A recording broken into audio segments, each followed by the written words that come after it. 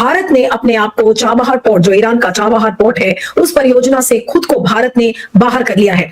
और इसकी वजह क्या है कि अमेरिकी प्रतिबंधों के कारण भारत के लिए संचालन जारी रखना मुश्किल हो गया था और भारत ने ईरान के साथ चाबहार बंदरगाह के शाहिद वेटेश्टी टर्मिनल के विकास और संचालन के लिए 1 दशक के समझौते पर हस्ताक्षर किए थे। लेकिन अमेरिकी प्रतिबंधों के कारण भारत को 2025 के इस परियोजना से हटना पड़ा, जिससे ईरान अब भारत के बिना भी बंदरगाह का संचालन कर सकता है। प्रधानमंत्री नरेंद्र मोदी ने बताया था कि चाबहार बंदरगाह परियोजना भारत की बहुत बड़ी उपलब्धि है, उनकी सरकार की बहुत बड़ी उपलब्धि है। तो अब क्या हुआ मोदी जी?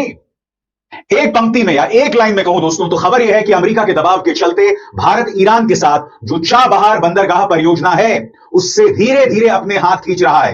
एक पंक्ति में कहूं तो भारत ने ईरान को $12 करोड़ दे दिए हैं, हाथ जोड़ लिए हैं कि भैया अब यह परियोजना हमसे नहीं होगी। वो गैंग्स ऑफ वासेपुर का वो डायलॉग है ना कि बेटा तुमसे नहीं होगा, हो यही रहा है दोस्तों, तुमसे नहीं होगा।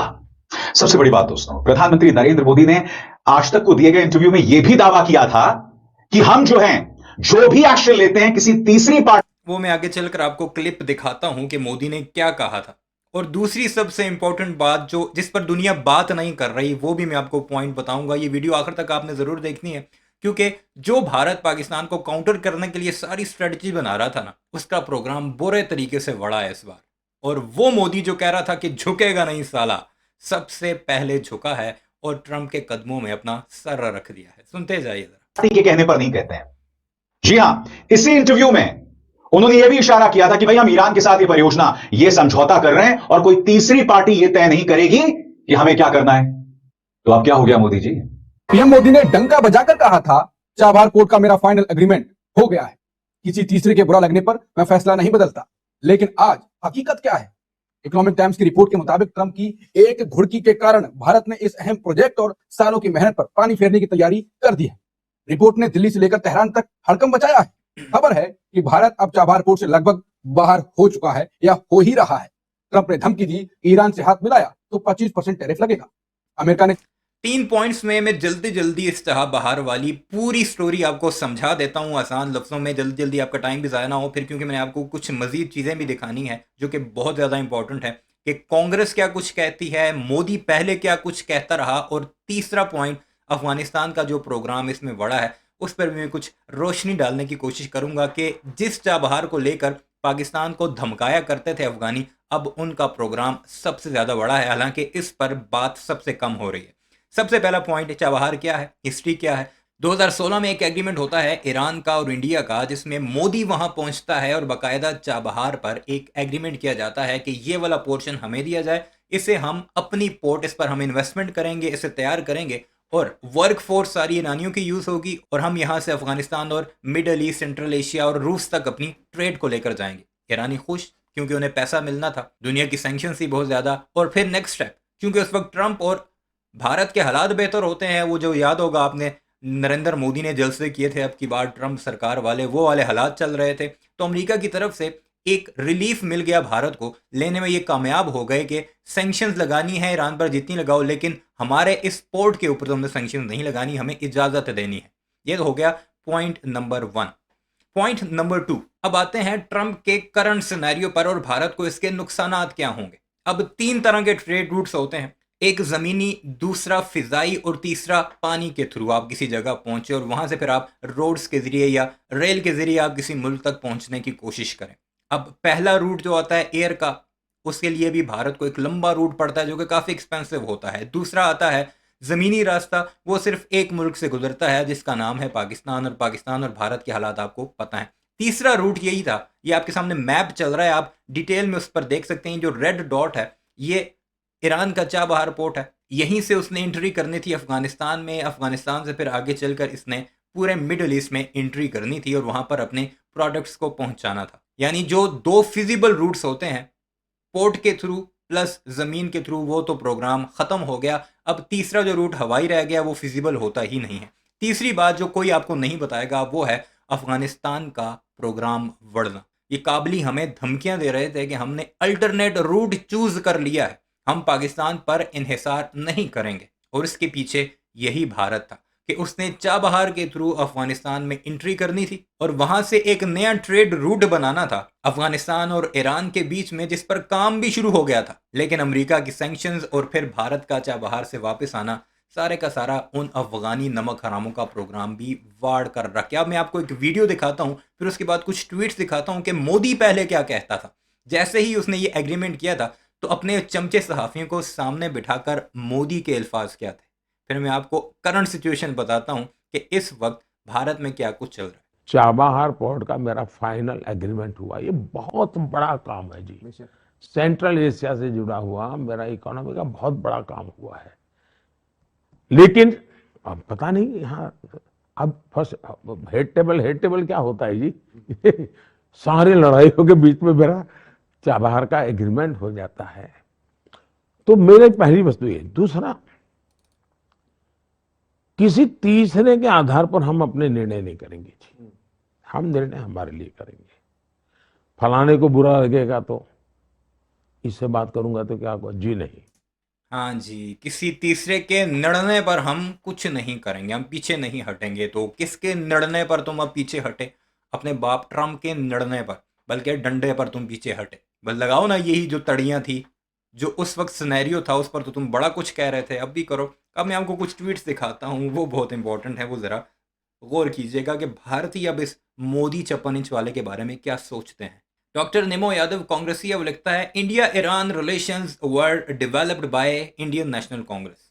Modi goes to Iran, bro invest in Chabahar port in Iran, bro goes to news channel and boost about his investment in Chabahar port, bro got a threat from Trump to opt out from project, bro pulls out from project.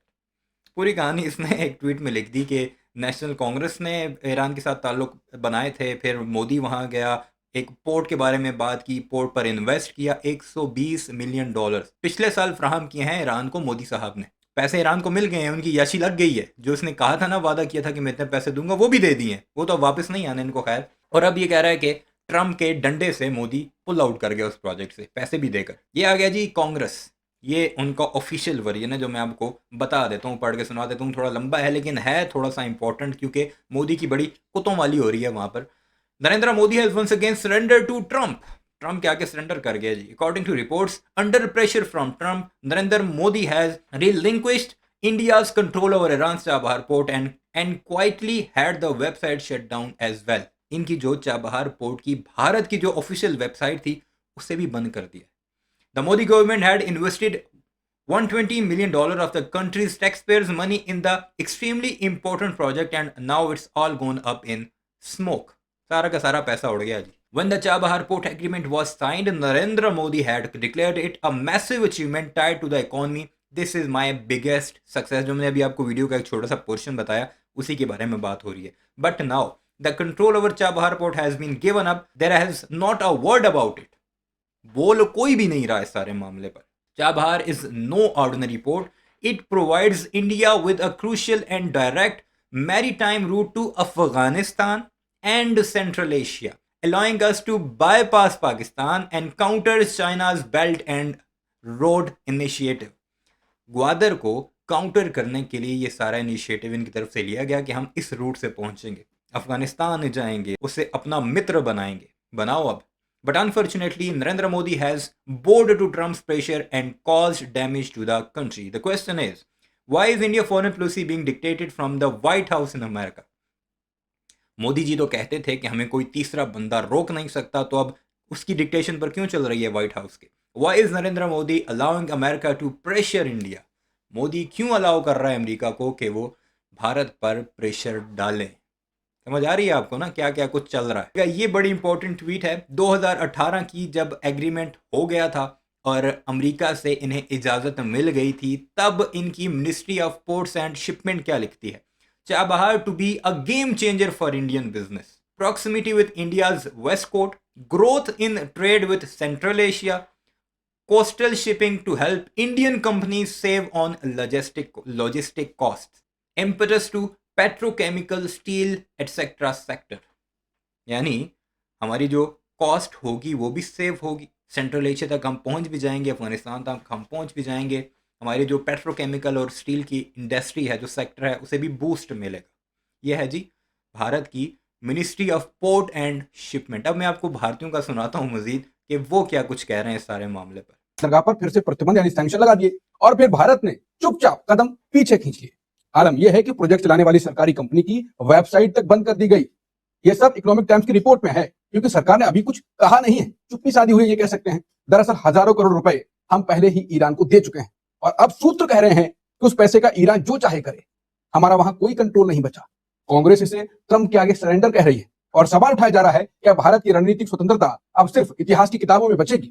पैसा भारत का, बंदरगाह Iran का और remote control America का। क्या यही है मोदी सरकार की मास्टर क्लास कूटनीति? सबसे बड़ी खबर जो अभी आ रही है, इकोनॉमिक टाइम्स ने छापा है, वो खबर ये है कि ईरान के साथ जो चाबहार पोर्ट वाला हमारा समझौता हुआ था, जिसमें 120 मिलियन डॉलर 120 मिलियन कितने जीरो होते हैं वो लगाकर आप खुद ही देख लीजिएगा। इतना पैसा दिया जा चुका है, उसका इन्वेस्टमेंट हो चुका है। भारत सरकार 120 मिलियन ईरान को दे चुकी है चाबहार पोर्ट बनाने के लिए, और ये पोर्ट अगर बन जाता तो भारत और ईरान के बीच में ही नहीं बल्कि पूरे मिडिल ईस्ट के लिए हमारा रास्ता खुल जाता, ट्रेड का रास्ता खुल जाता, जो भारत के लिए बेहद जरूरी भी है और बेहद इंपॉर्टेंट भी है। लेकिन हमारे आदरणीय प्रधानमंत्री नरेंद्र मोदी की सरकार ने अमेरिका के दबाव में झुकते हुए ईरान से वो जो चाबहार की परियोजना है उससे खुद को बाहर कर लिया है। 26 अप्रैल तक का शायद है टाइम, उसके बाद वो बाहर निकल जाएगी। ये मैं नहीं कह रहा, ये इकोनॉमिक टाइम्स की रिपोर्ट कह रही है कि उस चाबहार डील को अमेरिका के डर से, अमेरिका के दबाव से मोदी जी ने छोड़ दिया है।